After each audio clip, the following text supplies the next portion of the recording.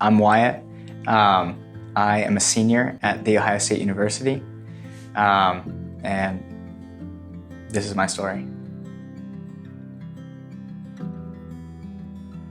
I really enjoyed school, and so as I was growing up, I enjoyed everything I was doing. I liked learning, but because I naturally did well, after a long time, I just started kind of expecting that of myself. And so who I was is what I could produce and how well I did the things that I cared about doing.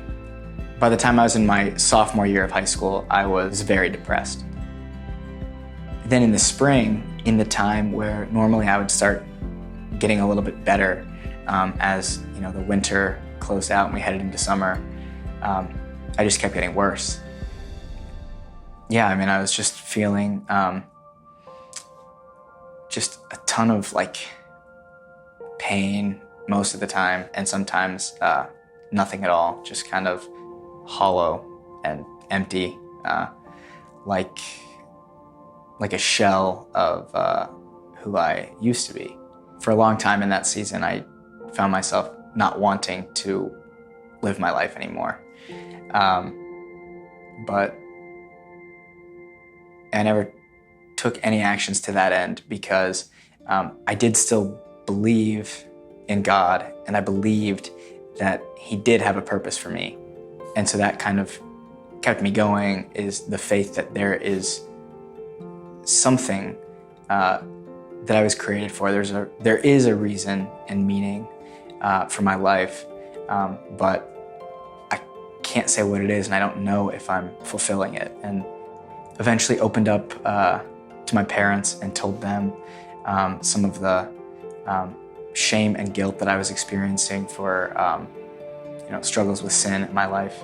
I told them about the depression I was experiencing and the apathy for existence that I had.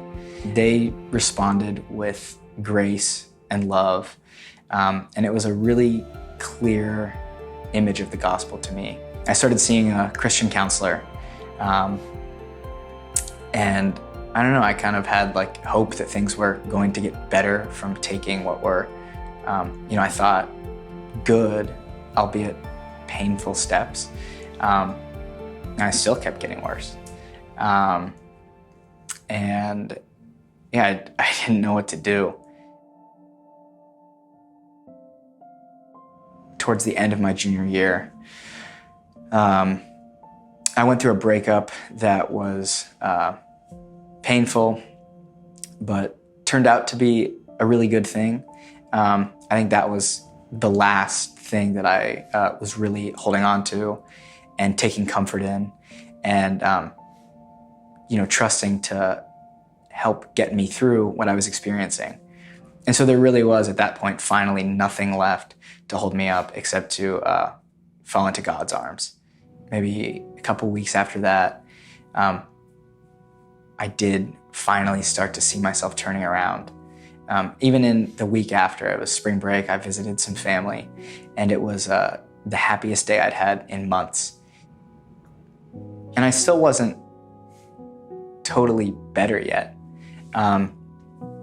But through all of this, my own self-sufficiency had just been ravaged. Really, it taught me that I need grace, and that to make it through my life, I'm incapable of doing it myself. I have to depend on God. I went into my senior year, was totally changed. I don't know, just like a visible, tangible response to what the whole previous year had been like. Yeah, the battle of that struggle is not over. Even between then and now, I've had lots more. I have been back to see my counselor for different seasons, but the difference between what it was like going through it then and now is that now I'm certain that I'm not alone.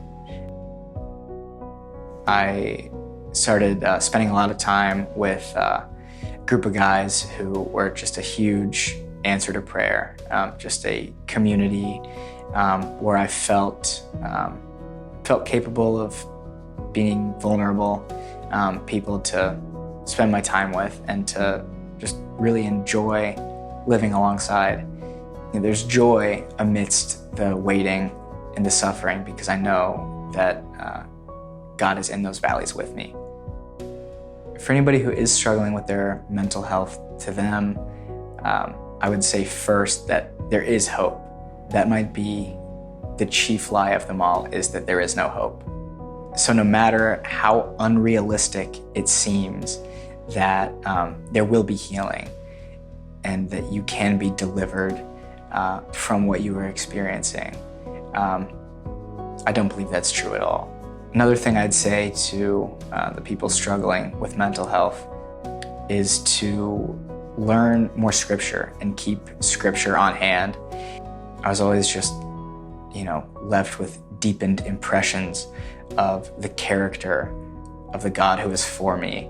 Another thing I would say to those struggling with mental health is that it's good to get help. I think it's beneficial to start by sharing with the people you trust the most. But the first step is becoming vulnerable and sharing with people. And seek professional help, because that's what they're trained to do. It's terrifying and very painful.